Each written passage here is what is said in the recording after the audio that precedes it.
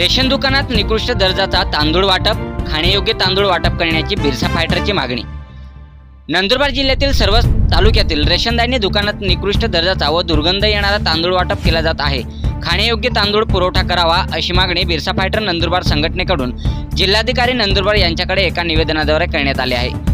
निवेदनात म्हटलं आहे की नंदुरबार जिल्ह्यातील सर्वच तालुक्यातील रेशन धान्य दुकानात निकृष्ट दर्जाचा व दुर्गंध येणारा तांदूळ वाटप करण्यात येत असल्याचे धक्कादायक वास्तव पुढे आलंय। हा निकृष्ट दर्जाचा तांदूळ गरीब व दारिद्र्य रेषेखालील लोकांना रेशनात देण्यात येत आहे। नंदुरबार जिल्ह्यात जनावर सुद्धा खाणार नाही असा तांदूळ या गरिबांना दिला जातोय। या तांदूळाचा दुर्गंध येत असून भात किंवा खिचडी बनवल्यानंतर खायच्या लायकीचा राहत नाही।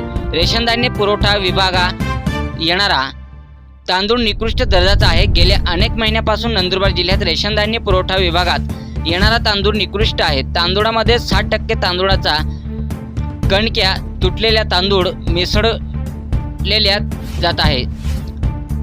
यात कोट्यवधी रुपयांच्या भ्रष्टाचाराचा संशय निर्माण झाला आहे। शिवाय या तांदूळाचा पांढरे खडे मिसळल्याचा आरोपही केला जातोय। तरी नंदुरबार जिल्ह्यात रेशन धान्य दुकानात निकृष्ट दर्जाचा व दुर्गंध येणारा तांदूळ वाटप केला जात आहे। त्याची चौकशी करून संबंधितांवर कायदेशीर कठोर कारवाई करण्यात यावी व खाण्यायोग्य तांदूळ पुरवठा करण्यात यावे अशी मागणी नंदुरबार बिरसा फायटर संघटनेकडून करण्यात आली आहे।